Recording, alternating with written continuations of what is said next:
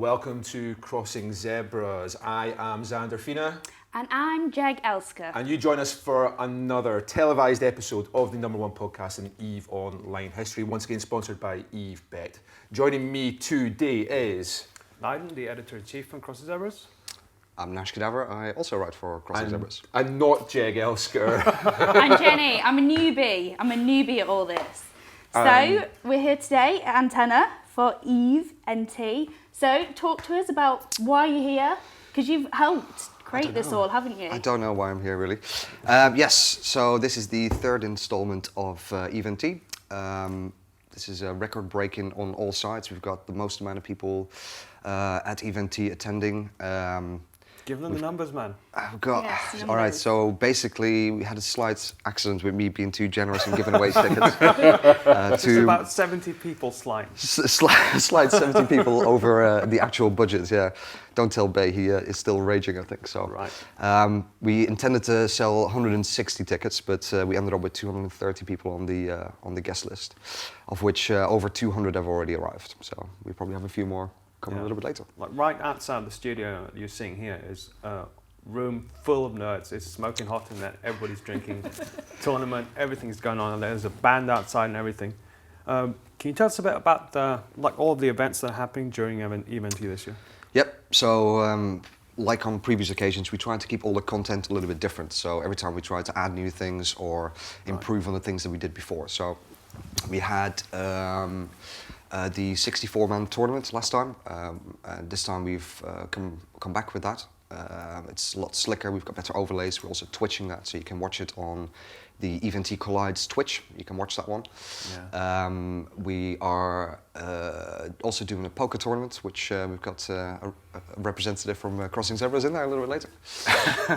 We have Gunjack brought in by CCP. We've got Valkyrie. Yeah. Tonight we've got a band, which is the first time we've actually brought in live music.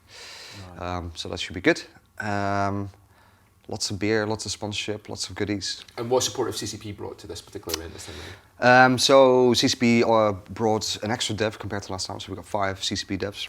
We've got Ruffage, Curtis, Fozzie, Guard, and Starbuck. Yep. So in terms of content, Fozzie will be doing a talk later. He'll be doing some talks on the new Omar ships. Right. And he will also be doing some stuff on previous Alliance tournaments. So some old footage that is hidden away in some cupboard somewhere. Other than that, yeah, so obviously they brought Gunjack and the Valkyrie stuff. And yeah, lots of free stuff to go in the prize draw. Yeah, there's really stuff happening all day, isn't it? And can you tell us a little bit about how much organisations went into making this an actual event? I genuinely hope that my boss doesn't watch this, but about 20 hours a week for 3 months straight, I would say. Yeah. Way too much fucking time, that's for sure. I'm just amazed at how far people have travelled. Like, we were talking before we went on air, and just tell us how far people have actually come from. Like, was it Australia? We've got one chap from Australia. We've got 12 nations represented, so we've got Australia, we've got America, we've got Sweden, several guys from Sweden actually. We've got Belgium, we've got Holland, Germany, we've got Scotland, we've got Wales. Oh dude, so many. I think you must be one of the ones that have actually travelled the longest maybe not the furthest, but maybe not the furthest, but definitely the longest. 11-hour drive yesterday to get here from where I am. So dedication. Did you ever get halfway and think, you know what, I'm just going to turn back round? You know, I thought of Lau for a second. I thought, of Nash for a second, and I thought maybe I need to turn around and head back. But you know, by that point, I was kind of committed and dedicated. So I continued on south. Yeah. Good. Now I think loads of people. The thing is, I think like we had on the previous 2 and other EVE events as well. I think it just shows the dedication of the community. Really, people want to be part of this kind of stuff, and people want to, you know, spend time with the people that they normally speak to on comms and spend half their fucking life with. Really. Yeah, true, and not necessarily know their faces. Yeah, it's true. Yeah. So because you spend so much time on different comms channels with people, whether it be Skype or Mumble or TeamSpeak or whatever, and you speak to people all the time, and you grow relationships with people who you never actually see. And I think the reason that you've seen such an increase in popularity in EVE meets over the past sort of 2 to 3 years has been a massive increase. And I think it's due to people just wanting to to be together. Yeah. It was interesting. FanFest this year. We were all at FanFest this year, compared to a couple of years ago. We had a great time a couple of years ago, but FanFest this year felt far more like EVE players wanting to meet other EVE players and not necessarily talk about EVE. Just be together and have beers and have fun together. And I feel like this is an extension of that. Yeah. It doesn't necessarily have to be about EVE itself. It's just being with the people that we spend time with in a virtual environment. Except this time we get to. I think CCP does a lot of work on it as well. I mean, specifically, I'm a big fan of CCP Guard, and he's been a really big help in this side of the community, like really pushing, the EVE player meets and supporting it by either sending swag or sending devs and giving it more airtime. I think there's still space to do more on CCP side in terms of supporting, but I think this is a very important part of keeping EVE alive, and especially. The more seasoned EVE players, this is the kind of stuff that we like to do. It is a very good point, though. I think CCP have really escalated their support for this kind of thing alongside the community. Like you have EVE Meet, people are a lot more interested and engaged. You have all these new meets showing up all over the place, like small meets, just people getting together, talking about EVE, but just meeting each other face to face. I mean, really, EVE kind of stands out that way. I think that. It becomes more of a social hobby, so to speak, more than just, okay, we play a game, we're just gaming nerds, right? It becomes, like we were talking about before, it becomes much more sort of integrated into your real life, right? These become your real friends, and people you actually meet, because we do come to these EVE meets and it's just face to face, It's fascinating how many people you see go to FanFest or these EVE meets who aren't actively playing the game at the moment. I know one. Who aren't actively undocking and flying spaceships at the moment, but still want to be engaged and taking part in the community. So they will travel to FanFest. They will travel from America to FanFest. Even though they're not playing EVE Online and flying spaceships, they're still so engaged with the community and want to meet with their friends from that community that they will still spend thousands of dollars or pounds or whatever to visit these EVE meets just to spend time with people that they're not flying with. Yeah. They just want to be with them, interact with them. Like we said, every time for these kinds of events, it's such a great icebreaker to being able to just go up to anybody and what's your name, who do you fly with, and automatically have a conversation going, and it starts there, but no, you can talk about a common interest, really. Do you know what I mean? Like if you want to nerd out, you can talk about spaceship bullshit, or you can Some people do. Yeah, you do. I mean, you get it. You get little clumps in the crowd where people are talking about, fuzzy stuff or whatever, or what they like and don't like, and balancing in the game. Yeah. But then there's other people that just want to get, beered up and have a good time with their friends. That's on us. Yeah. We also should mention that devs will be on this show later on. Throughout the show, we'll be talking about different subjects, from CSM to development of EVE and other events, all kinds of things really. So we'll have we have Fozzy, we have Guard. They're going to be on the show. I think everybody's on at some point. I think all 5 devs are on. Curtis is going to be on talking about events. We have Roughage, talking about relations with the players and that kind of thing.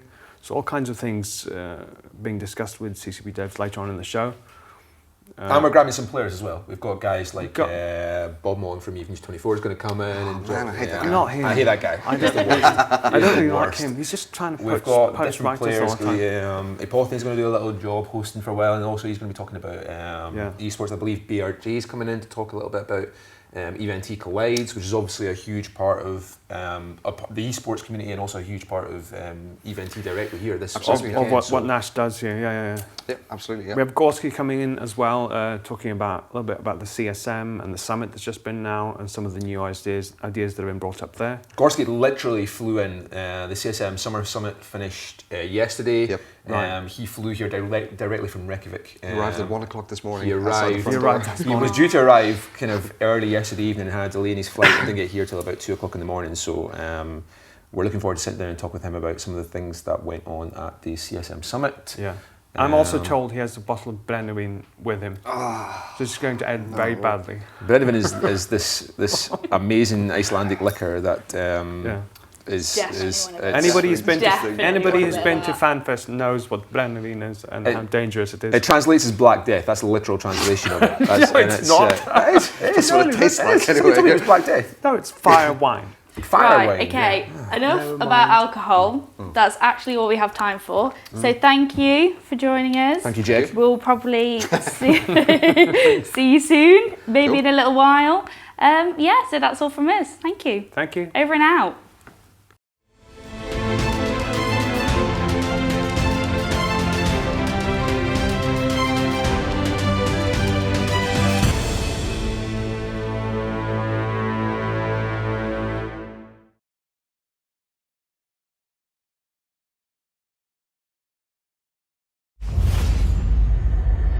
Progress. What is it?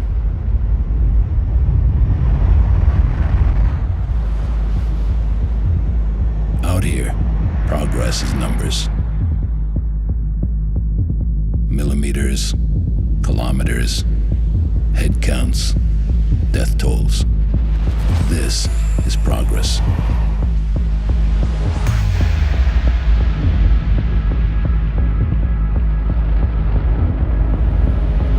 Colonies burned, ships destroyed, people killed, money earned.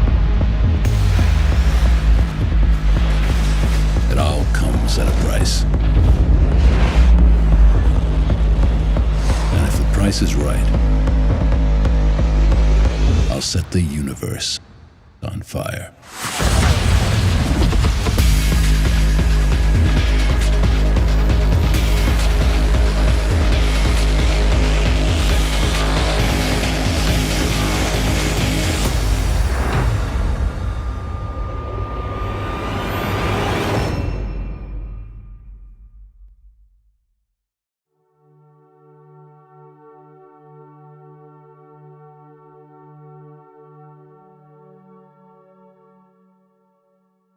Hello, welcome back to Eve and Tea. We're joined by our guests, CCP Fozzie and Apothny. Oh, that was close, and I just about got it. I just about got it. Almost. Good Almost. Enough.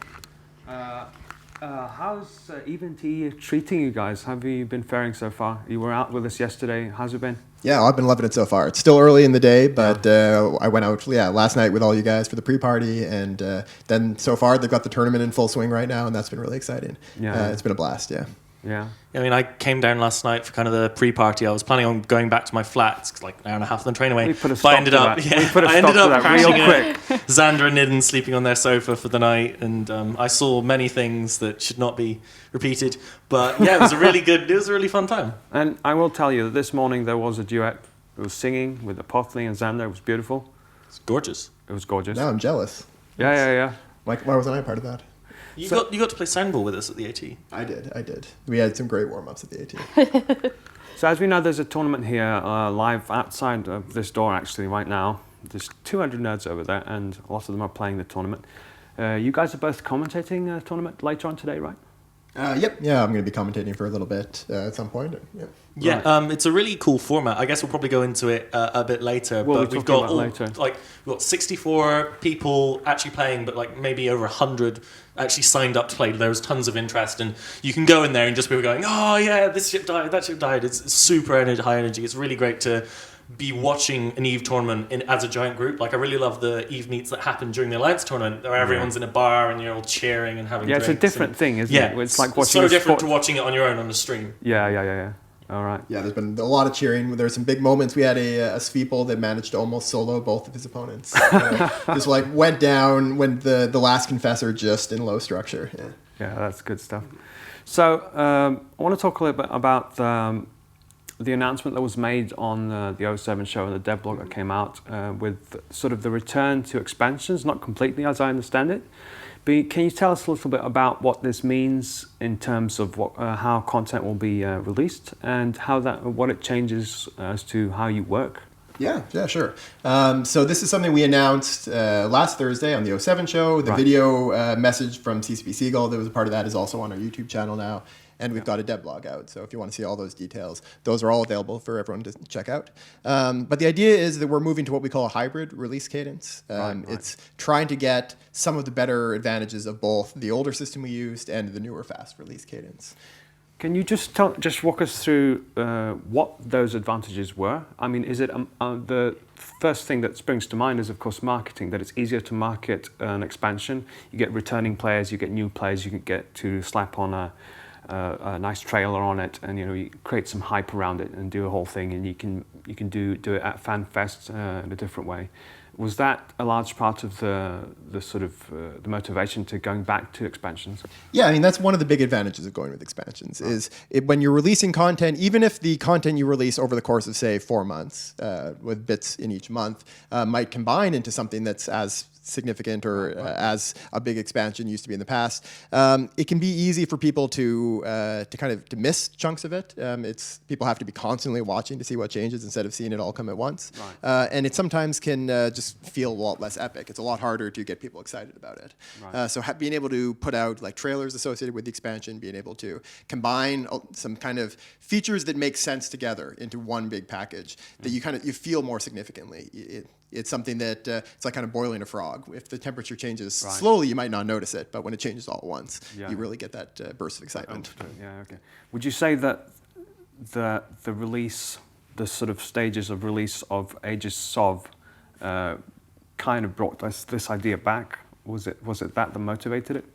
I mean, that was part of it. There's definitely, we look back at all the stuff that we've been doing over the past year, basically, since we started this, and realized that we were missing some of that, those bursts of excitement that really help get people passionate about the game again. Yeah. And so we want to try to get something that, of course, every way of releasing content is going to have its upsides and downsides. So there's always trade-offs. Yeah. But we wanted to find something that maybe found a really good balance between the old system and the new one. Right. So now we'll be lumping things together.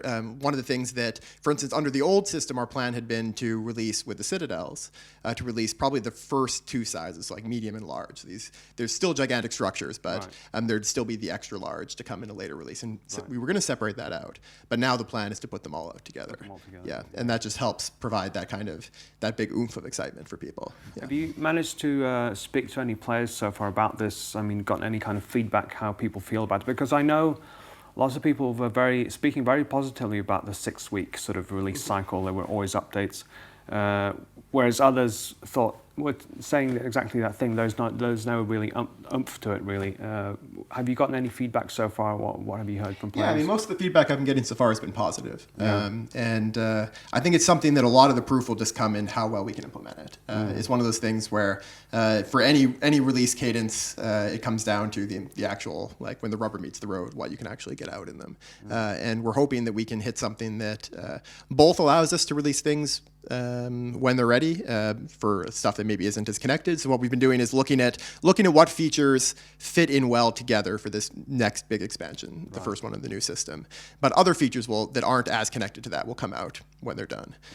So the upside is that we're getting all these big advantages of excitement and marketing. The downside is that some of that stuff that could be like the medium Citadels, for instance, will be released a bit later than they would otherwise because we're waiting for the extra larges. Yeah. But we think that's going to be a good trade-off in the end.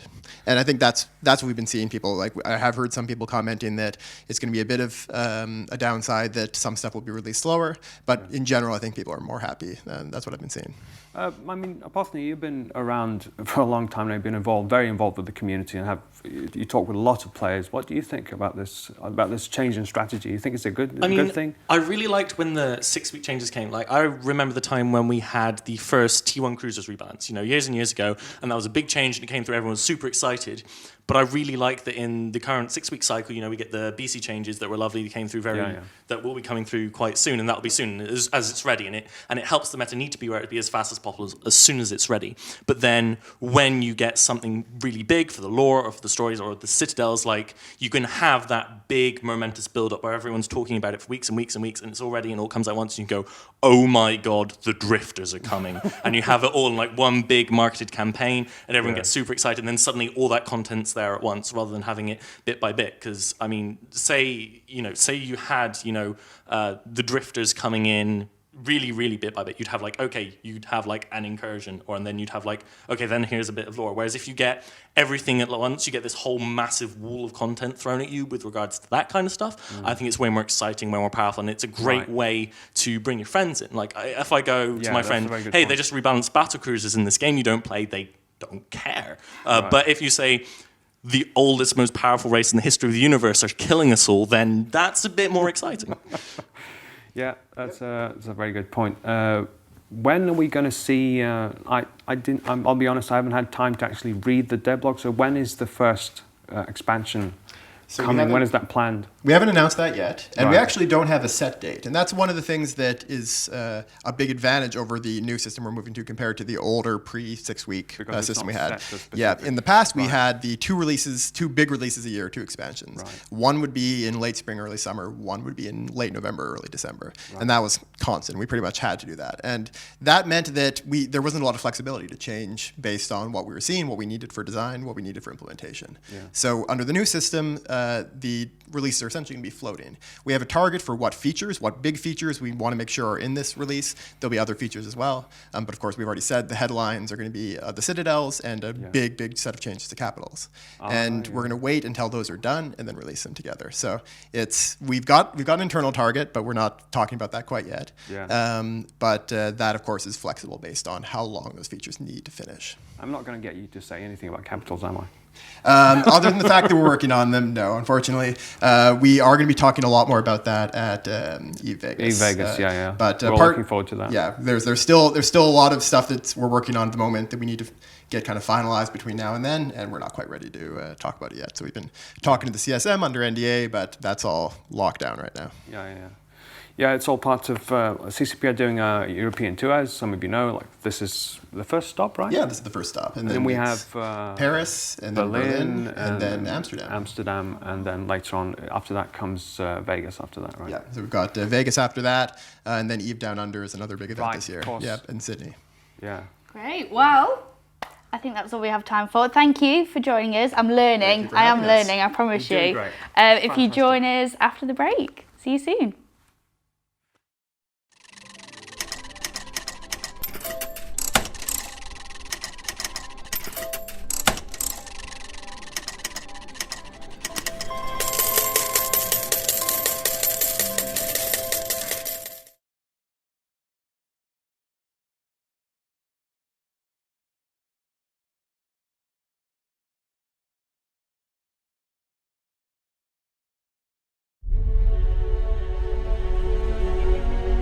The vastness of space intrigues and terrifies us. Seemingly unconquerable and unending, the universe dares us to explore. While most seek comfort in security, an exceptional few defy their fears and accept the challenge. They venture into the dark, driven by a desire for knowledge, wealth, and power. Because unlike the others, they have the courage to face the hidden dangers of the unknown. They know that with great risk also comes great reward.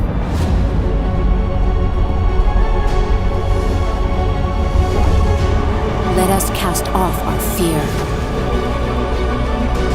This is the age of discovery. This is our Odyssey.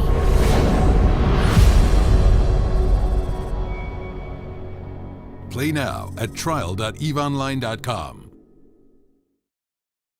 Hello, welcome back to the third slot. So we've got 2 new guests. Hello, do you want to introduce yourselves? Yeah, sure. My name is Gorski Kar. I'm a CSM member and a member of Verge of Collapse.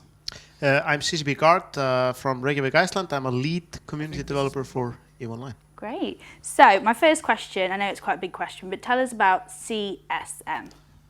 So the CSM, it's a player-elected focus group that gets together in Iceland twice a year to discuss like different topics of the game and bring up points to the developers. Yeah, so we have this council of players to help us with the immensely complicated world of EVE Online, so we just don't do bad things, and they help us. They really help us, like as you know, we pitch ideas at them, and they tell us what they think, and they help us when we need to, do difficult things, basically. And how are they chosen? So how do you choose these group of people to come with you? Democracy. Yeah, there's a Do you election. bargain? Some.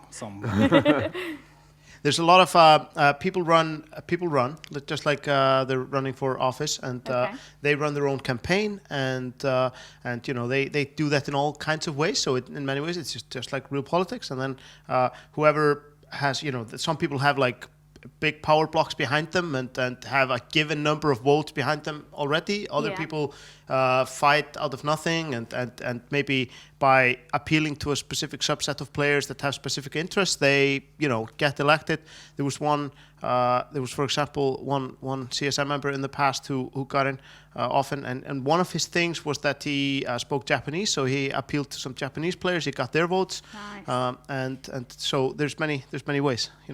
So I was at the CSM 9 Winter Summit, the last summit, and Gorski, you've flown in directly from Reykjavik from the CSM 10 Summer Summit. Can you, without breaking NDA, tell us a little bit about how that went and the kind of things that were discussed and how it went from your perspective? Well, I went into it like not the highest expectations, I have to admit, but once I was there, it was really positive. We got a lot of stuff done. It was really productive. And I know a lot of people have been saying like it's a free weekend in Iceland, like free vacation, and it really isn't. Like it was 9 hours to 10 hours meeting every single day, and then drinking and then back to meeting. So it was fun. It's a good meeting. Intense. Yeah. And just for a little context, if people haven't been following up on development of EVE and space politics recently, there's been just some big changes to the game with junk changes and the new sovereignty system and a new release schedule at the same time on top of that. So we've been kind of changing the cadence of development for EVE Online, and these things have just they've gone down differently with some groups of people, and there's been some communication issues also because of the release schedule, because it's very frequent, and keeping up with the CSM has been a little more difficult than before. So coming into the summit, people were a little, didn't know what to expect, but it went a lot better than everyone thought. I think. Yeah, totally. Like I was expecting like a shitstorm in the beginning. Like, everyone's just raging and angry, but we were all friendly and it went well. Like we got a lot of stuff done. I think one of the cool things about CSM, CCP Lilu brought in for CSM 9 was that the minutes are being released day by day. So as we speak, as we record this, the entire set of minutes for the CSM 10 Summer Summit are available for the player base to read now. You can go out there and read exactly what happened. Even before. Exactly, yeah, I believe so. I believe as we speak, they should be available. Yeah, it's fantastic. It's a great change, because like people used to have to wait weeks, even in some cases months for the meeting minutes, and that, I mean, even though some information had already gotten out, it's like the minutes are important. They are like they're the official way of knowing what went down in those meetings and how the delegates did and how CCP responded, and it's important. Yeah, lets the community knows what their like elected delegates are doing and what they're like, if they're representing their own community that voted for them. Yeah, accountability. Yeah, accountability is a good word. But like I just want to throw it out there that like we were talking about, like expectations coming into the summit were kind of like we didn't know what to expect, but like it shows the power of face-to-face communication, how people just get are able to work together much better after meeting each other. And that's why the CSM is flown out twice a year, why it's very important. Yeah, it's a huge change from being there remotely. Like just being there in face, it's much better. Yeah. And the summit is why hugely important getting that face-to-face time. But can you talk a little bit about what the CSM does out with the summits? You're going to be constantly interacting with CCP. You're going to be constantly interacting with the player base. What kind of work are you doing on CSM out with those summit periods? Well, we have like weekly meetings where we present the roadmap and what's going to happen in EVE. And then there's like constantly updates on Confluence about like new things they're like thinking of doing in CCP, and we get to comment, and I bring in player feedback from the people who voted for me. I keep in contact with, and just try to bring in as much community feedback as possible into CCP, so you know what's happening. Mm-hmm. Yeah, it's very important. Like and they get feedback from other people, and that obviously being hardcore power players, the CSM just has a much broader and more detailed perspective on a lot of things than designers that have maybe spent a lot of time on a specific subset of features for a while and just been focusing on something specifically, and it helps to have that kind of, you know, assistance to put things into perspective, and they often spot things that we miss. Yeah, there are players out there who spend like 10 to 12 hours every day on the game, and they're pretty experienced. That they know their stuff. Yeah. Sometimes like we come up with something and we think it's a great idea, and we vet it with the CSM, and they, but this is going to happen, and we're like, oh, okay, well, let's throw that idea away and do something else. No, I think that's great, because you don't usually get that with other games, do you? You invite people down, you ask questions, how we can improve, you know, what you like so far. So I think that's really interesting. And it really shows you how good the community is, and how you're like this big team, aren't you? Yeah, the community is very passionate in EVE, to say it diplomatically. That's a Which good is choice of words. For good or bad. Yeah. Which is another thing that I mean, the CSM is by no means a PR thing, but they definitely help us when we need to gauge player sentiment on things, and like if we need to know what the player sentiment is and what it will be with certain things, they can help us, and they give us an honest, like a brutally honest, you know, opinion on what things are. So you know, how brutal is brutal? Yeah, there is no fluff on some things. It's like, nope, this is bad, don't do it. Yeah. I think it's fair to say that In much worse words. certain sessions become a full and frank discussion on a particular subject. Yeah, on some certain sessions occasions. get really intense. Yeah. But it's good. Can you talk a little bit? One of the things that's cropped up in the Summer Summit minutes that have just come out in the past week have been this concept of focus groups, which is something that I think's been around previously, but it's been kind of formalised and solidified into something a bit more solid. Can you tell us a little bit about what that is? So yes, Sion Kumitomo, who's a CSM member in Goonswarm, he suggested the idea with everyone gets to bring in like 2 or 3 guys as a focus group of people who are not on the CSM, who don't want to do the politics stuff, but have like specific knowledge of a specific subject. So, and I think personally it's a great idea to be able to bring first, because like it's already happening in some level, like devs are talking to other players on issues that the CSM doesn't like have coverage for, I guess. So yeah, it's a good idea, I think. Yeah, because the elected officials obviously have to spend that time on a wide variety of topics and a lot of like work around the CSM. So I think like getting like even more specialized people on certain topics to be as sort of focus groups, advisors, it's like, you know, again, that's something you see in politics everywhere. So it really helps.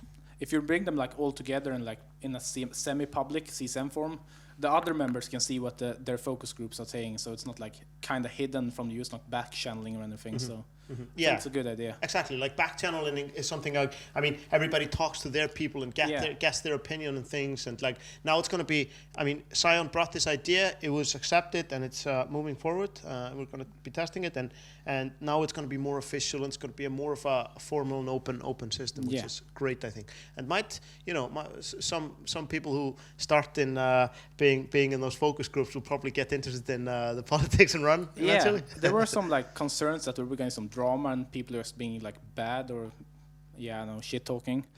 But I think it's up to every CSM member to like have the responsibility, like their focus group. It's like their responsibility. They have to bring good people in. And conversely, I guess it brings some people into the kind of outskirts of the CSM who maybe don't want to run. Maybe don't want that full-time responsibility. That gives them a way to kind of come in and take part on the outskirts of the process without directly running for CSM, which is a big job. It's almost a full-time responsibility. Some people don't want to spend like 8 hours writing articles every day just like get people to like you. Oh, well, actually, on that note, to get people to like you, we're going to wrap it up. Thank you for joining us. Really appreciate you taking time out.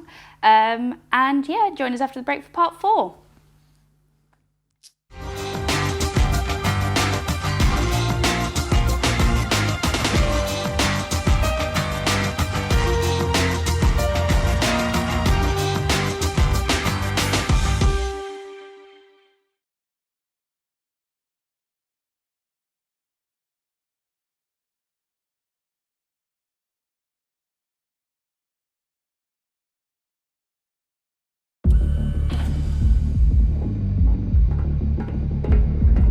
This is Vic. He just made the mistake of his life. On any given day, Vic preys on the weak and gets away with it. But this time, he picked the wrong target.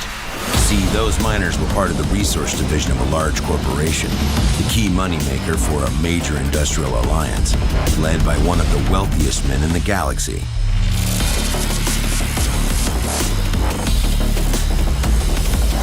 With a bounty that high, he has to run. Because everybody with a trigger finger and a taste for cash will be coming after him. Some he can fight off. Others he can outmaneuver. But today, Vic is about to get caught by the most savage hunter of them all. Me.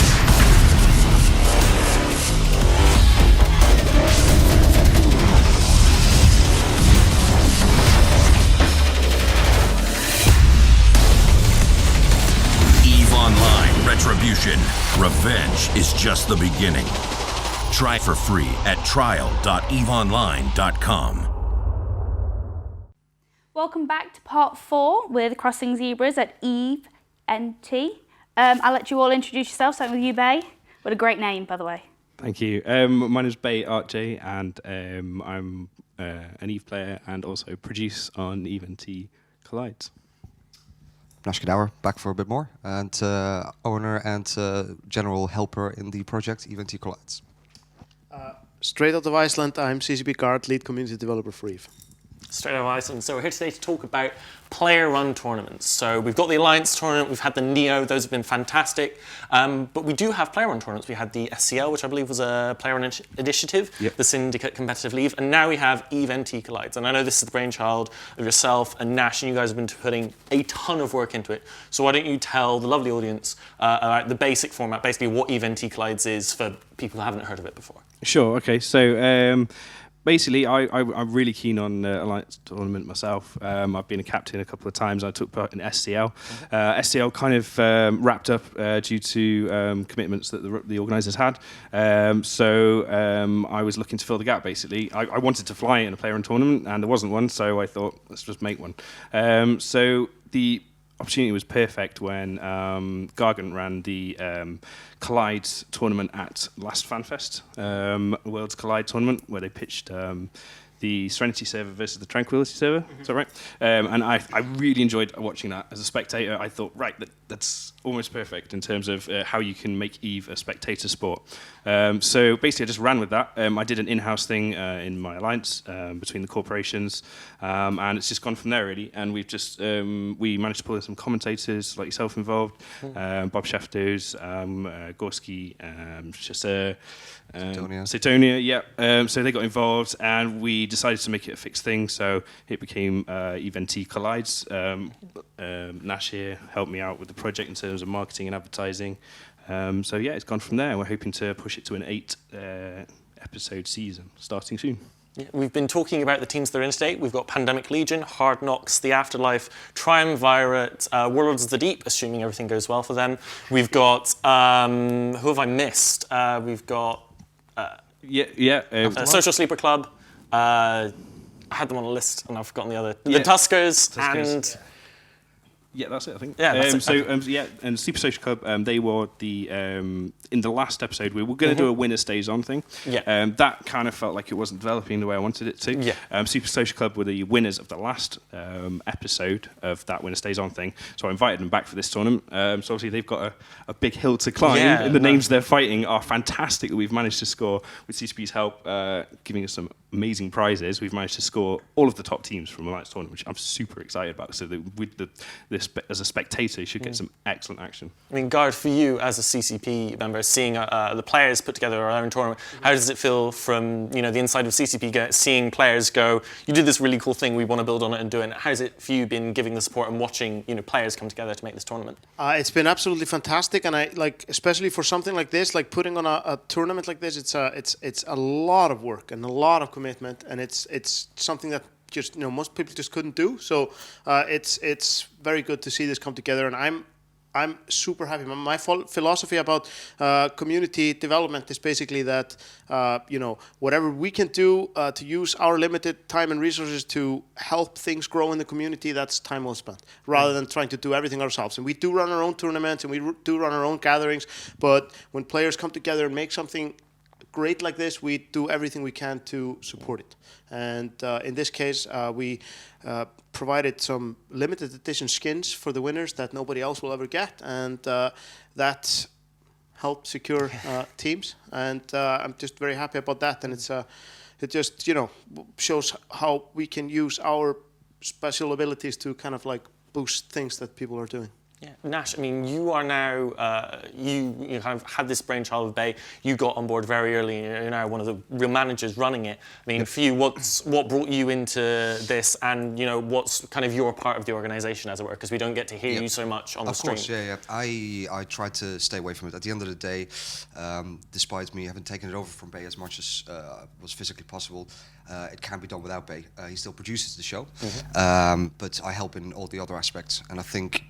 If I have any skill at all, which is very little, but if I have any skill at all, I try to put the right people in the right place. And whether this is in terms of contacts for sponsorship, which is really what helped, the very early start of EVE Collides with the likes of EveBet. And thank you, EveBet. Thank you, EveBet. Yeah, we love you. The tournament has a pretty cool format that's very different to the Alliance tournament. Do you guys want to run us very quickly through the basics of the team setup and what you have to do? Sure. So it's a 5v5, which unlike the tournament, which is 12v12. So the format is simply five pilots versus 5 pilots. Any pilot in the Alliance can fly for the team, and basically it's a best of 5 matchup. The teams pre-select their ships and their setups, which kind of creates interesting dynamic that's different from the Alliance tournament, where you might show up and you could be facing any unlimited combinations of ships. They are preset this time. There's a pretty interesting rule about hulls as well, about repeated hulls. So you can choose 7. You have 7 setups that you pre-select, and the opposing team bans 2, and you can't have the same ship hull twice in any setup. Which that was hard to say, wasn't it? It was a little bit, to try and get it in the right order. And that kind of forces it's a little bit different, maybe meta from the Alliance tournament, where, for example, Alliance tournament, Sleipnir is super powerful, or Claymore, and they appear in pretty much any shield setup for Lynx. They can only have 2. They can only have the one, a limited one in number each team, up to 2 in a specific team. Thank you. Yeah, so you have to be able to put together a very different, but still strong, comps and use them at the right time, and it's very interesting. It's very interesting. I really love the format. We do have that rule. For example, in the Alliance tournament, we saw kind of people run TFI teams. We had the archetypal Navy Scorp team with Cambion and the Etana from the top teams, and we kind of had a few metas, and this forces us to see hulls that you wouldn't otherwise see. I mean, if you want to use T2 Logi, great. You can have that in 4 of your teams, but the other 3 of your teams, do you use T1 Logi? Do you do a no Logi team? And I really like that it forces theory crafting and creativity with hulls that, without the same 6 core hulls that we see in Alliance tournament teams. I love that about the tournament. Yeah, I think I'm really excited what the kind of pro teams are going to do with it as well. So far, we've had sort of mid-level teams get involved, apart from the Tuskers, obviously. And I'm really, really excited to see what the pro teams are going to develop the meta. I'm really excited what Pandemic Legion are going to bring to the table. For example, they're always really off meta. Warlords of the Deep. I'm really excited about it. When's our first match? The first matchup is on the 11th of October is going to be the first official broadcast. So our goal is to have it on the first Sunday of every month for 8 months straight. However, with a couple of other events like EVE Amsterdam, which a couple of us are attending, in between that as well, we're leaving ourselves a little bit short. And I think the pressure on getting it out for the 1st of October is the first weekend of October is a little bit too high. So we're going to push it to the 11th of October for the first broadcast. What would all 3 of you say from your different experiences with it and your different approaches to it to another group and say, hey, running EVE-NT sounds really cool. I want to start my own player-run tournament. What can I do? Maybe it's in Corp, maybe it's between, say a coalition has all their alliances do it. What would you say to them? Do it. Just do it.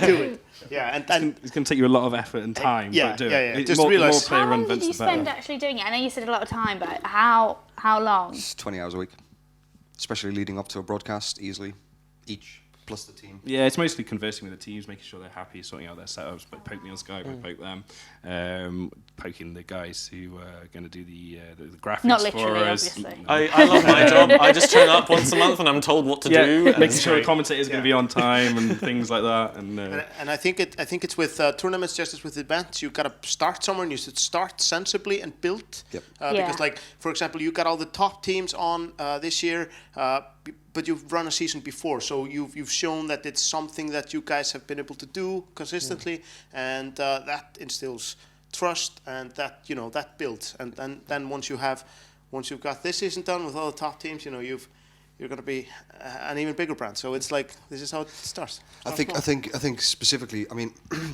we hired all of us, everybody on the team, like the commentators, obviously, the guys that really run it and stuff like that. Like, we're all really encourageable to people that want to do this kind of stuff. And where possible, where feasible, we will obviously help and assist.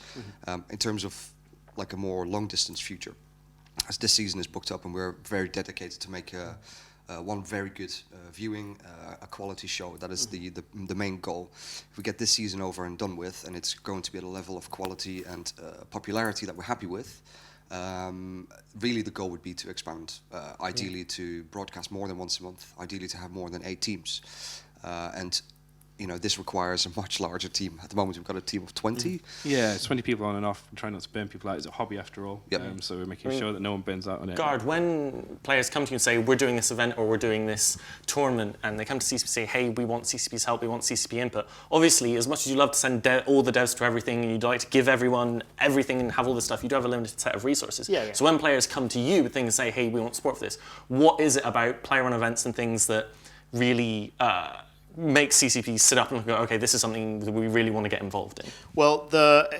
previous history helps a lot. Of course, if people have done something in the past, that shows, again, there's some trust in that they can do what they're setting out to do. If people are doing something for the first time, the more details they have shows us that they know what they're going into and that they know what they're doing. So, like, if people send us a really detailed plan with a lot, where they've obviously thought of all the angles, that instills trust again. And then it's just a matter of, like, weighing those things together, where it is, when it is, what it is, how it makes sense.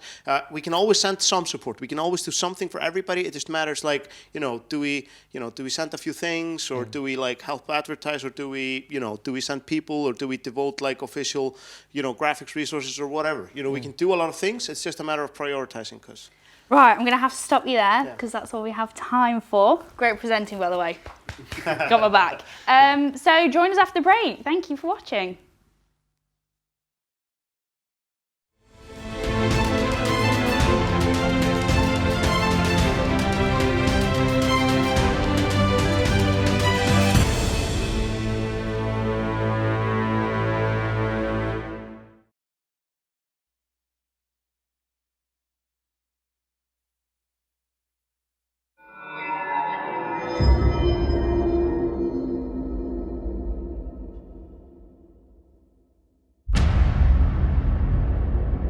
From the formless void, there springs an entity more primordial than the elements themselves. In its wake, they will follow a storm. The prophecy is true. The heretics have constructed the gate. It must be destroyed.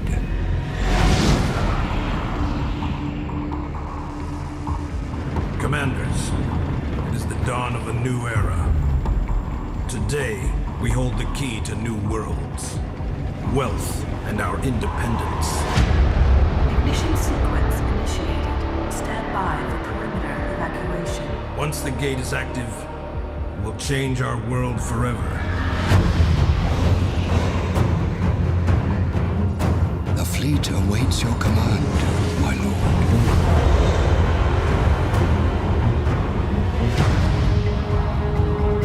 Detecting an Imperial fleet moving in on your location. We are not aborting the sequence. Prepare for battle. Clear for launch. Bravo wing, clear for dust off. Clear. Form up on me. squad, port flank, 5 wide. Roger that, we're on it.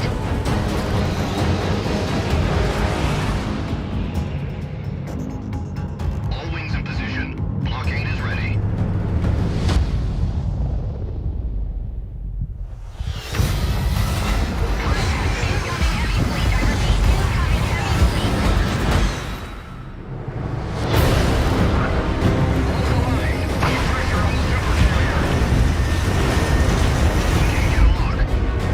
Valkyries, intercept those troop carriers. Multiple bogies incoming, launching fighters.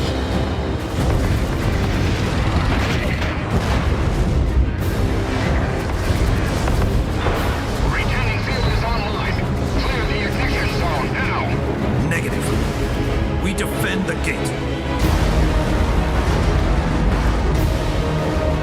They're getting through. Prepare for breach.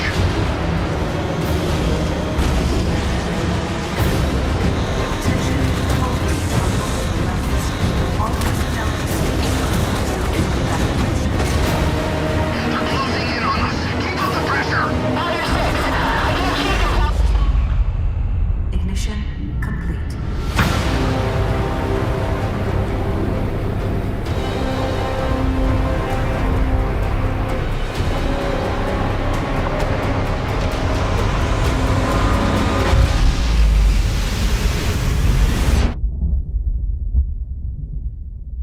In its wake, there will follow a storm.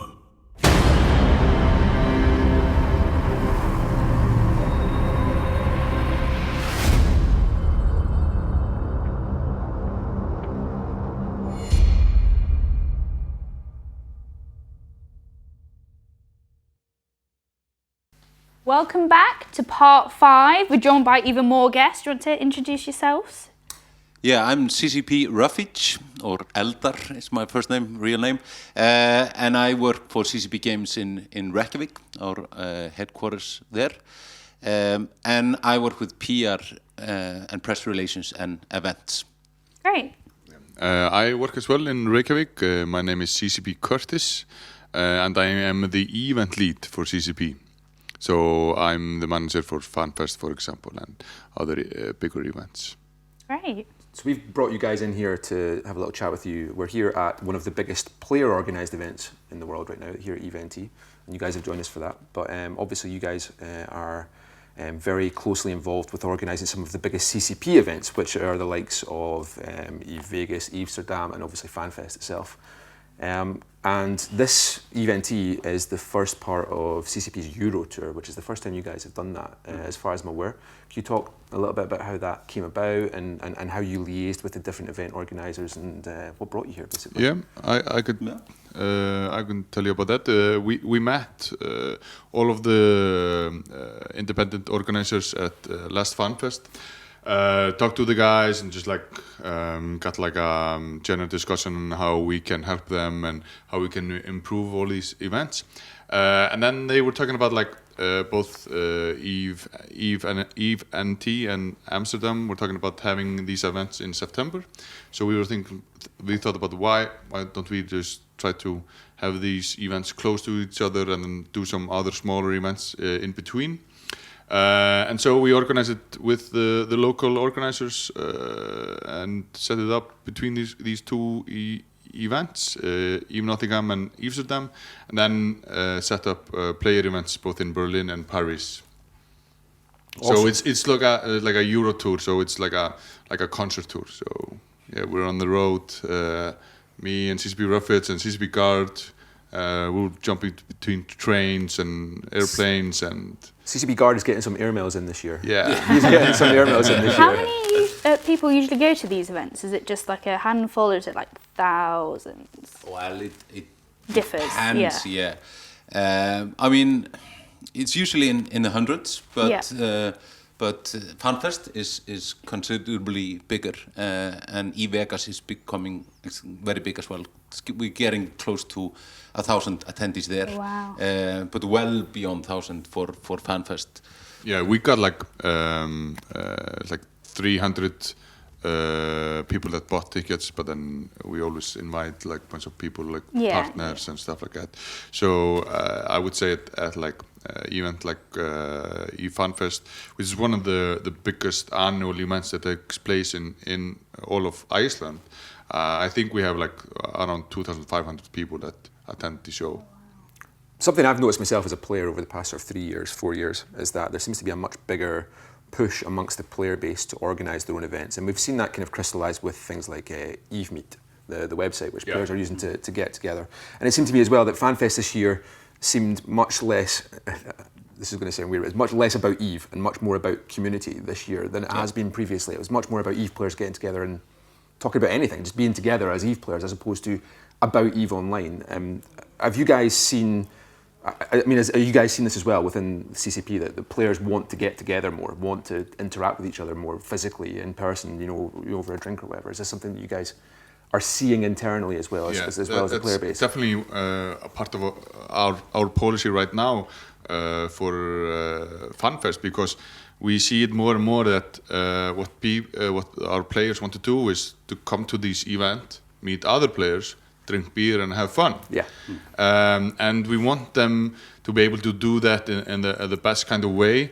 So we're kind of like stepping back in that matter. Just like we're trying to make the platform for them to come over and do their stuff. We want them to flourish and be able to have more and more of these player presentations, and we're just trying to organize things that so they can just like do whatever they feel like to, and can meet other players, interact, and this is definitely a trend that we're trying to follow.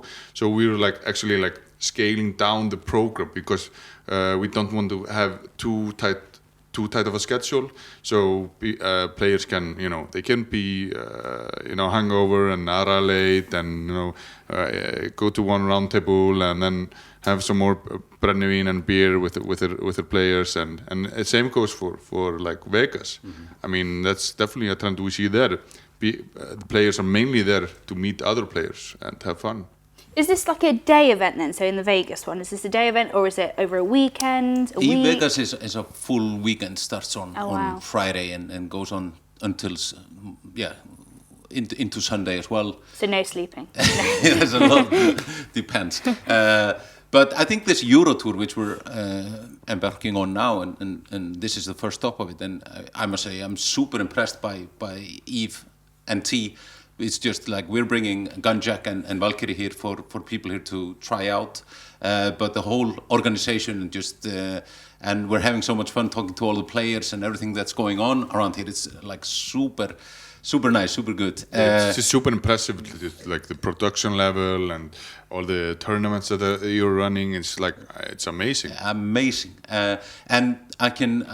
The whole Euro Tour is kind of to support this initiative of player gatherings, player-driven events, because Eve and T obviously is one of them, but Eve Amsterdam actually is also run by players. We only support it by means of like promotion and coming by and trying to help out where we can, but it's driven by players. Yeah, so the same goes with Vegas. That started as a player event. Yeah. But like CCP ended up like helping out, and then we hosted the party, and then for the first time last year we took over the ticket sale and the programming and so on. And that's we're taking like a small step in that direction for Amsterdam.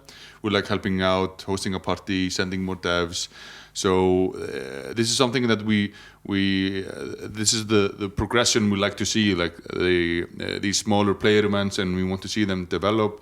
And when they're up to a certain scale, and we see how big and important they are, we like to help as much as we can, like sending devs, helping in terms of like partying or whatever, sending some swag and stuff like that. Yes, I was going to go on to that. Obviously, it's a little bit late for people to join us now here for Eve NT, but Amsterdam's next weekend, Eve Vegas is next month. Can you tell us some of the things you've got planned for that coming up? Yeah, Eve Amsterdam is the last stop of this Euro Tour, but in between we go to Paris and Berlin. And of course, Eve Meet is a website where you can look up player meets close to you, so it's a really good site for as an overview of everything, like all EVE player gatherings and all that. Then next month, EVE Vegas is close to sold out. It was sold out last year, but we made it a little bit larger this year in terms of capacity. But that is very close to selling out. But that's going to be a very big and hopefully good event. I think we can look at EVE FanFest and EVE Vegas as kind of the main events that we kind of produce and do. EVE Vegas being the biggest one in North America, and EVE FanFest being bigger and the biggest one in the world. But so in April next year we'll do FanFest, and FanFest is it's a great event to come to. Just the city is very welcoming. The event, of course, is just, we always try to do something new each and every year. We ask the players what they want to see more of, less of. And as Steinþór was, or CCP Curtis was talking about, this kind of thing of letting the players be a bigger part in the programming and kind of what's happening, rather than us always like putting everything on. It's more like asking the players what they want to see more of, and tailor the whole programming around that. So at least what's going on is Vegas next month, FanFest next year, and if anyone watching wants to throw a player gathering or an event, I mean, please use EVE Meet to promote it, advertise it, get in contact with us, and hopefully we can help from day one. But certainly, often these events start slow and small, and hopefully they grow and become something like EVE NT, which we're really proud to and happy to see. At FanFest, I know we've talked about it slightly, but obviously this is the biggest event. What's going to happen there? Yeah, I mean, you asked the question like what to expect at these events. You can expect like big announcements that are important for the game. Like for instance, in Vegas we will have like CCP Seagull, the executive producer of the game, to have like a big keynote presentation, and she will be announcing a lot of new stuff, and so you will get that firsthand. You will have a bunch of PvP tournaments. We'll be demoing Valkyrie and Gunchuck, our latest games that we are developing. But for events like FanFest, there are a bunch of other stuff that you can do. There's like we have the Golden Circle tour to the Blue Lagoon, and you can go downtown. We have discounts at pretty much all the restaurants and bars. Oh, wow.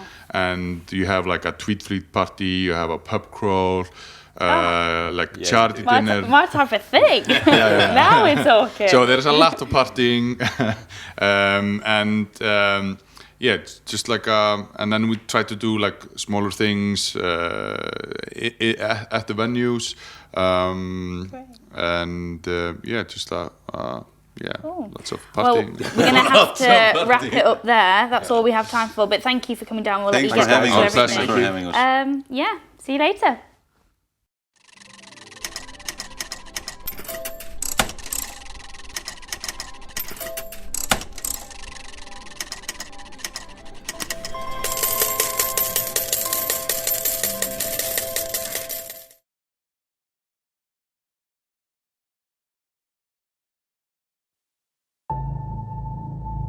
Earth, the origin of our ancestors.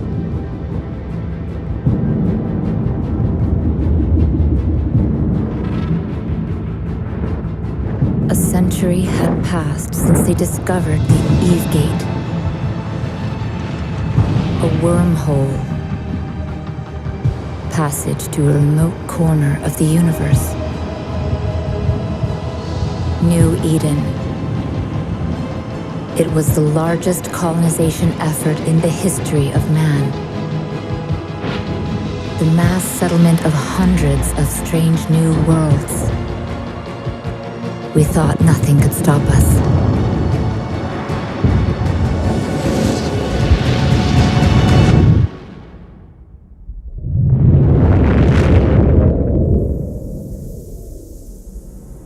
After the Eve Gate collapsed, countless colonies perished. The scattered survivors forgot the old world. Fragments of mankind, light years apart, lost contact. Thousands of dark years passed until humanity rose again to be with the stars.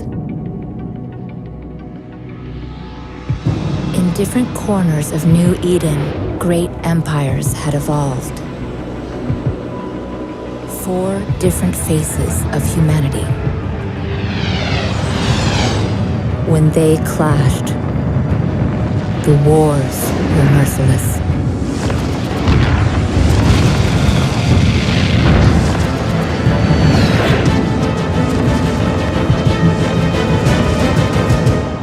Out of the years of conflict, a new kind of human emerged. One capable of immortal life. To transform into this rare breed, we pay the ultimate price. At the moment of death, our mind is transferred to a fresh clone. We have become immortal. In the sky, we reach farther. On the ground, we strike harder. The empires are losing their grasp on power.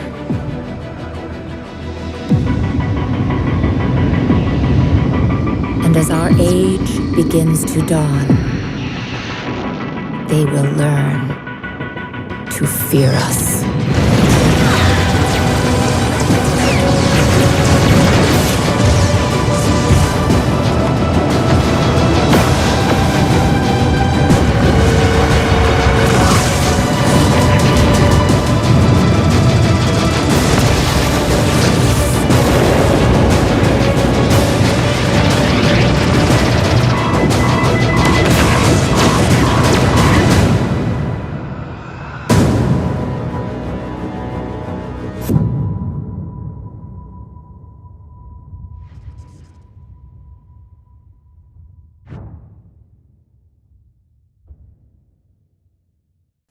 Hello and welcome back to Eve and T. We're joined by even more guests. I mean, I keep falling through. You've been here a few times with look at this t-shirt. I just love this t-shirt.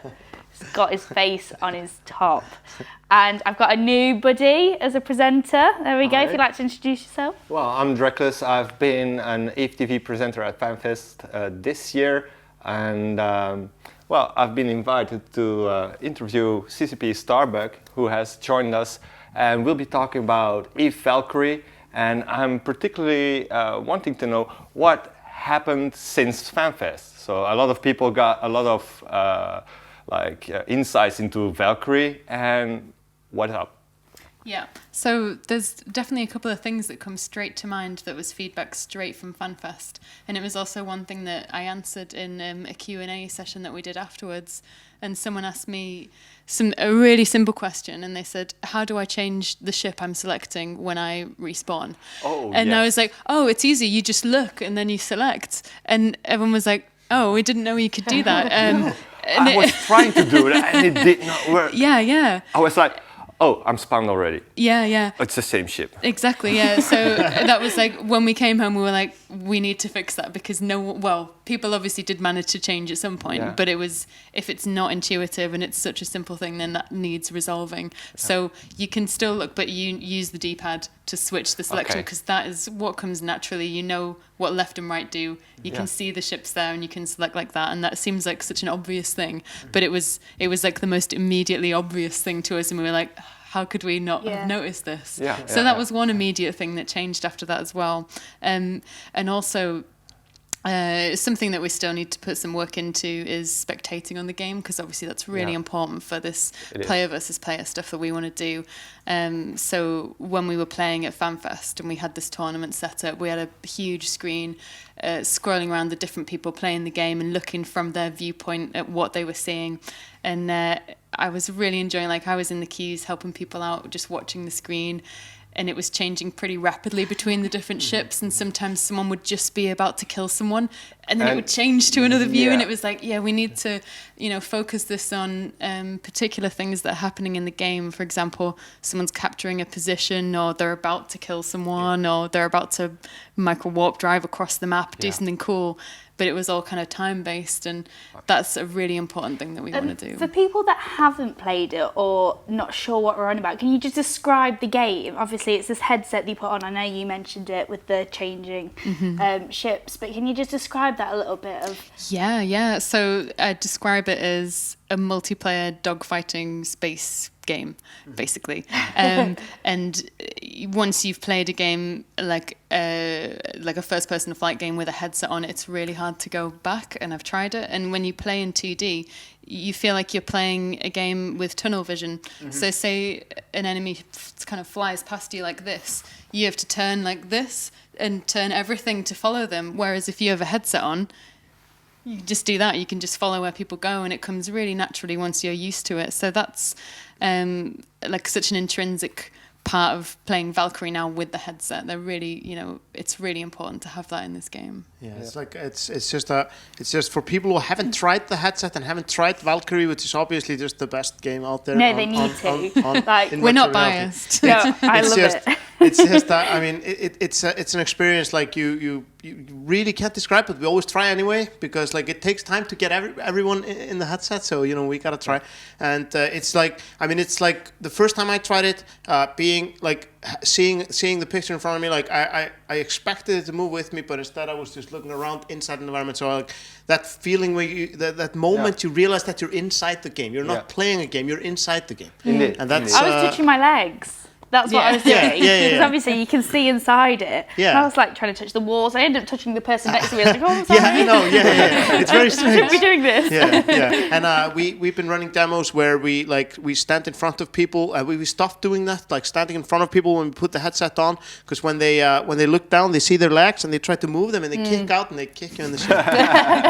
So it's one of those things we have learned to a lot of things like that. Yeah. What I had when I tried at FanFest is like when I have to describe it, and I just said it's breathtaking, because that's what happens. You get catapulted away out of the ship, and you go to that tunnel, and you go into space with this duff sound, this boom, and then silence, and it's like.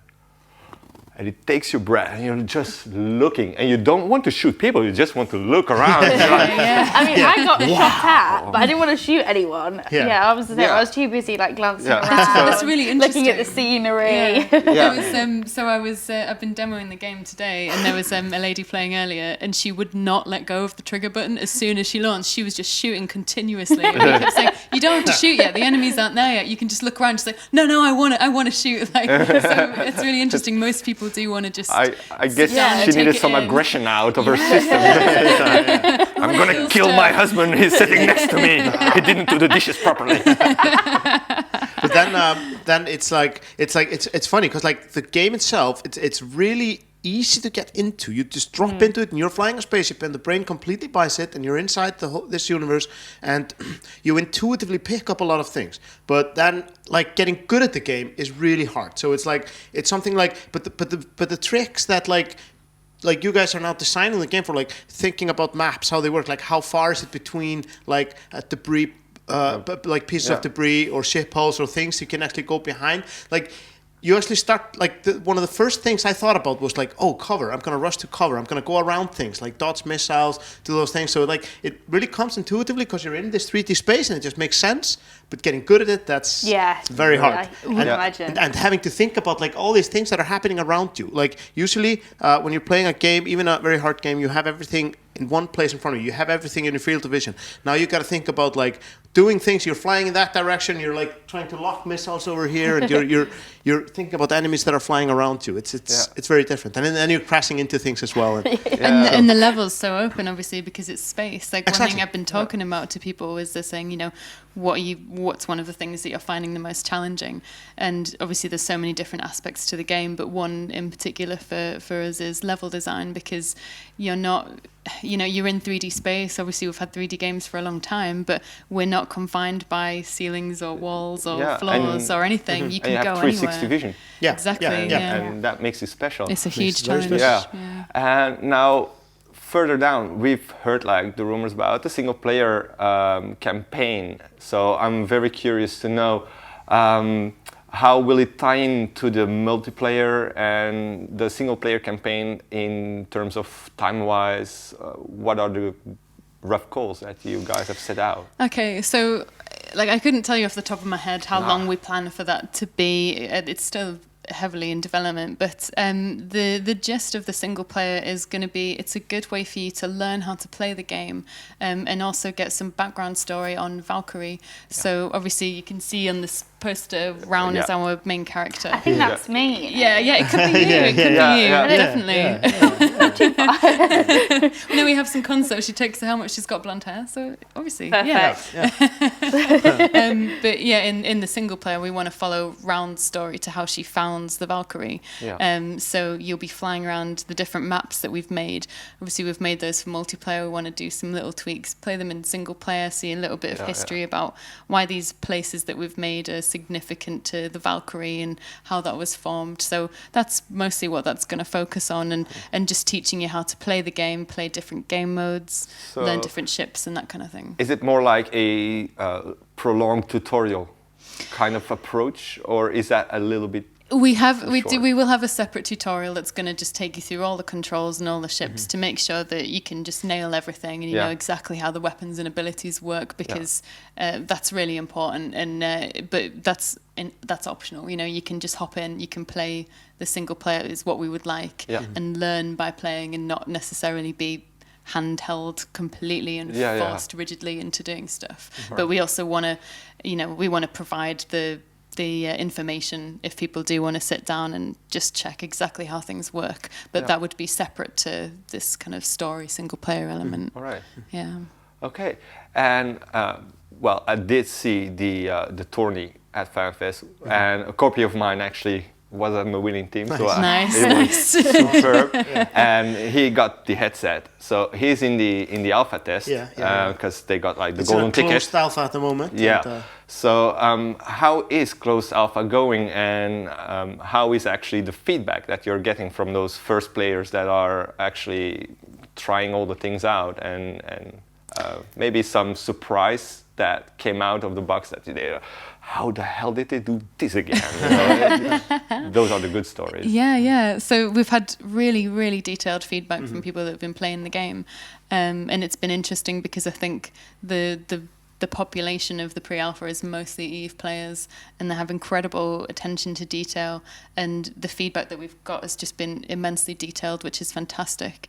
And they've used the forums really well. It's just given us a ton of information to work with. And I mean, we've been so busy in the office, and we would love to use the forums more and respond to stuff more, but we do read them, and we've been checking the feedback, and we've made huge changes since the build that they've been playing in this closed pre-alpha. And like the way the game is now, even just looking at the build that we've brought here, to me it's like looking like a little glimpse into the past. Even though it's not very long ago, we've made big changes, and a lot of changes to things like ship balancing that we've been seeing, just looking at the kills and the way that the matches have been going in the pre-alpha, and also for us in the office. Made some big changes to that, and I'm really excited to see how they take those changes and how they feel about that. So yeah. Well, I'm afraid that's all we have time for. Thank you for joining us. I'm so glad we've got a girl on the sofa. Yes. I didn't think you even realise how happy I am. And yeah, that's it. See you after the break.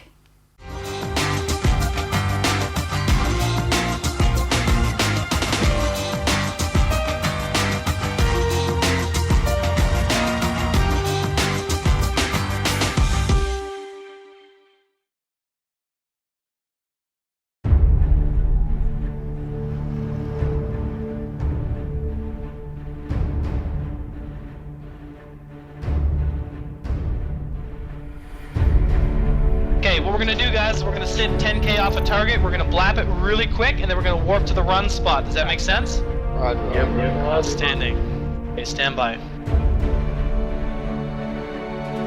So hey guys, here's the deal. They got their Prophecy fleet up, and then Razor also has an Oracle fleet. So we should have some interesting stuff about to happen.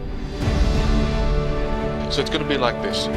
We're going to portal through, and at the same time, the triage carriers are going to jump. Just the triage carriers at first. Everyone clear? Let me see. Oh crap. I think Were we able to take on Guardians? Yeah, they got 4 Guardians. I don't think we should do this. we can do this. Don't worry about that.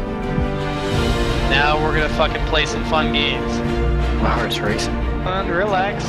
All wings align. Primary is the Dominics in 5, 4, 3, 2. Decloak, decloak, decloak. Torpedoes on the Dominics. Dominics, Dominics. Orbit on me, micro warp drives on. We're moving. Secondaries, Vipers, and the Omen. He's in structure. Take him down. Dude, that revelation out now. All units on the ramp. Burn out towards that jump now. All damps on the damnation. All damps on the damnation. Scepter, stay here and tackle prophecies. This is where we fight. All right. So I'm carrying 100 times more than my ship is worth. There were some pirates chasing me. There's one guy chasing me through like 5 different systems. I need to get the fuck out of this system. This little rock right here is worth about 166 million ISK. For some people this might not be a big deal, but for me, it's huge. Seller 4.2, pretty nice. Gonna produce 4 of them, 2 days, 19 hours, 11 minutes, 44 seconds. We can expect to make 8 to 10 million around there. 51 out of 56 grid. Okay, good. And we've got 5 modules to fit in here. The ship's speed is actually pretty good. It can hit 4K a second. We're gonna hurt that now by adding on some armor buffer. Up success. Yeah. Thanks, dude. Yay, Sophos is so much fun. Oh yeah, such fun. It's almost done now. Like less than a week. Oh look. Okay, good. Oh, wow.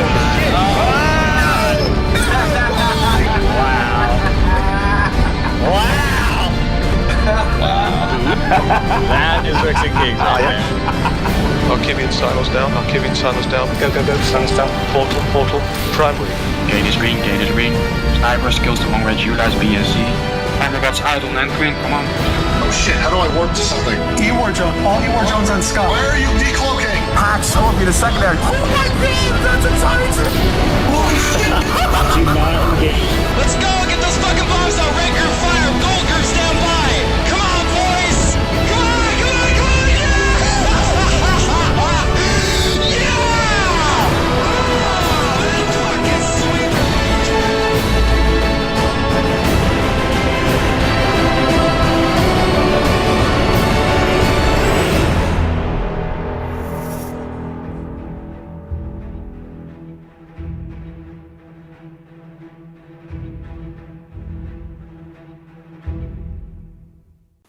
So, welcome back. That is it for today. We're going to have a conversation about how amazing it's been. We'll start with you, my dear.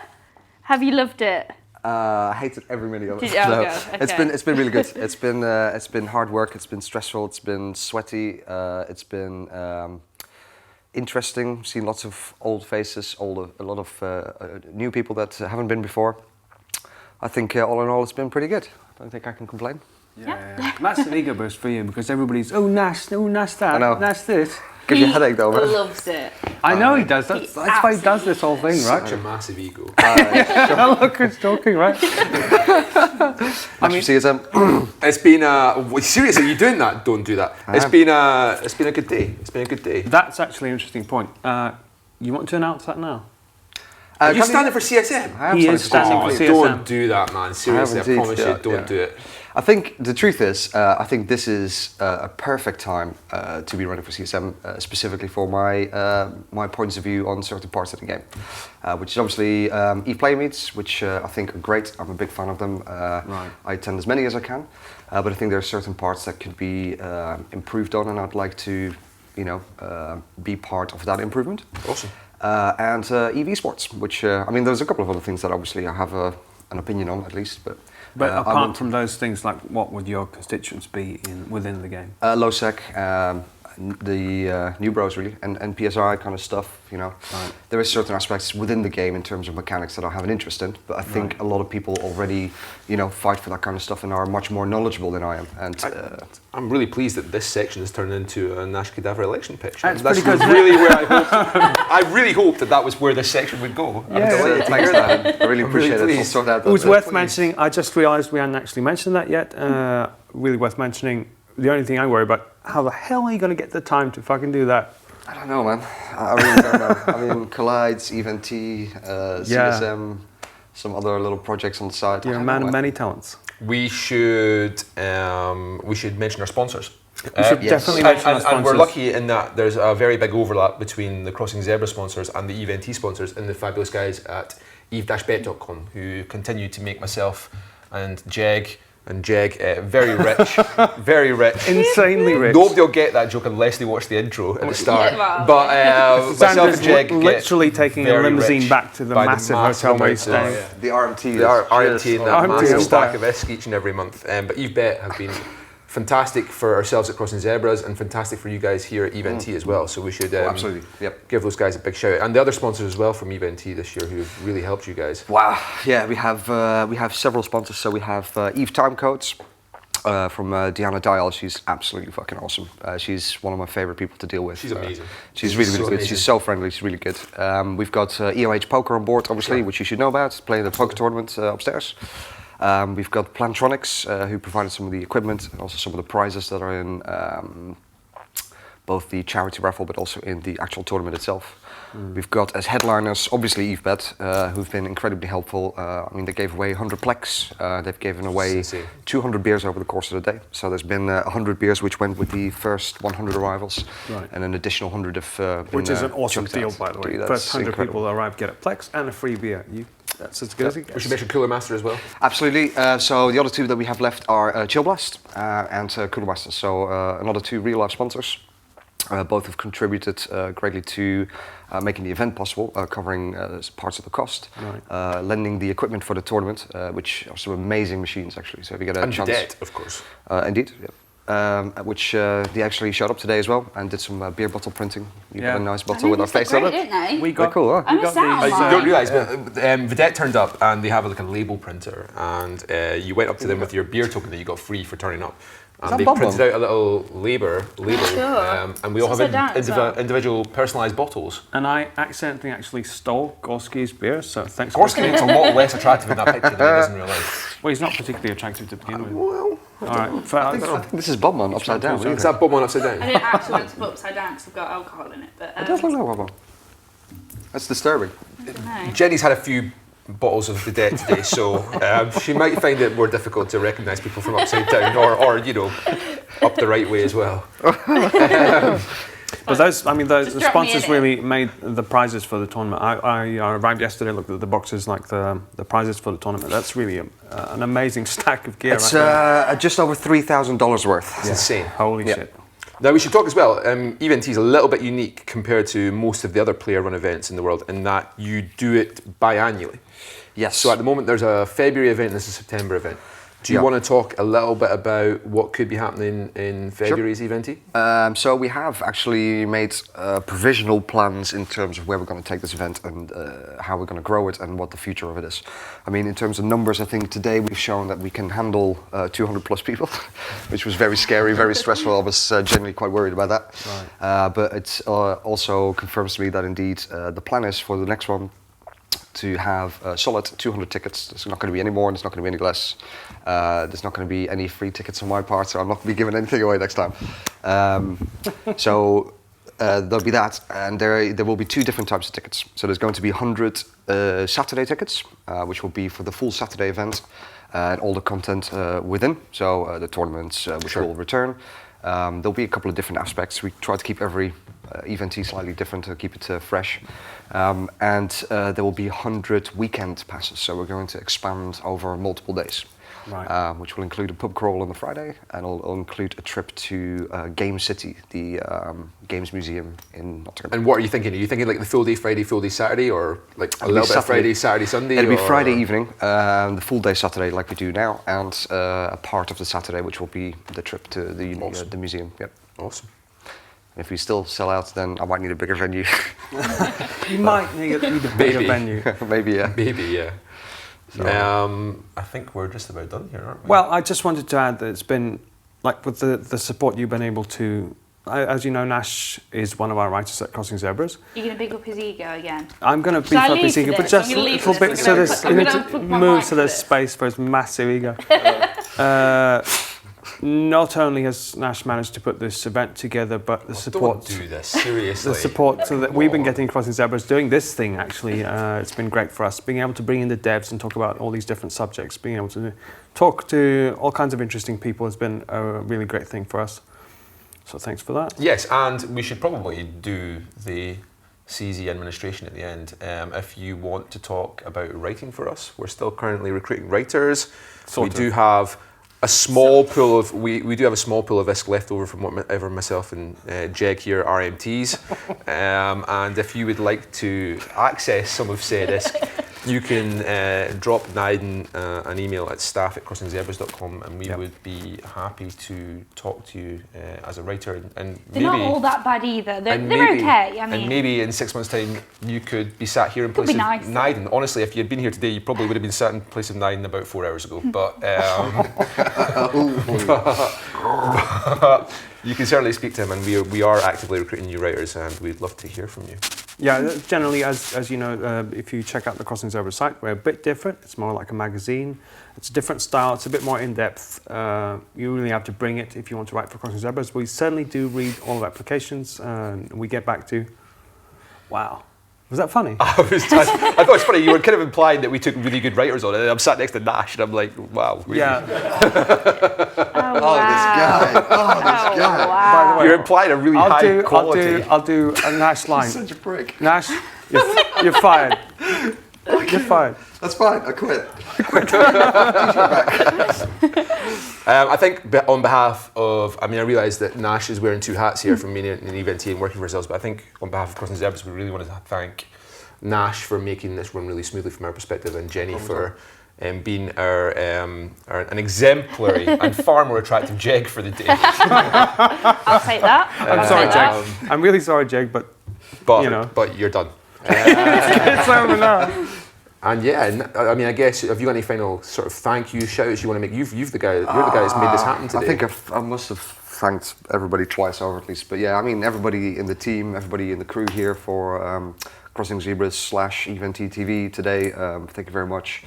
I think a big thanks to everybody in the tech team, my bar team, my alliance, the Bastards, who've been really helpful in terms of getting stuff organised. Gemma Esson, floor manager. Gemma, particularly, who's been key to making incredibly the success. tolerant, I think. Is probably the best tolerant, working with you fuckers. The only thing I've seen the Bastards good at is drinking lots of fucking beer. You know what? They've actually put water in this. Have they? Well, that's a lie. I think you should take the hint. That's what they're saying. Yeah. I'm not happy about that. Yeah, so Good man. Dreadful. This is not water, is it? It tastes a bit shit. It's yours. It's Belgian beer, so it probably tastes like water. Lots of people. But thanks for you guys as well. For obviously being good sports and sitting here all day making this happen. Naiden has put a lot of work into this the last 24 hours at least. So cool. He's a good man, strong heart. You should pay more. Yes, I should pay more. I should get more money. Yeah, it's less for me to RMT, so yeah. This is true. Well, thank you for coming down. Thank you for watching. I think that was everything. I'm going to wave at the camera really creepily. Slow motion. Slow motion. This is weird. There we go. I'm done.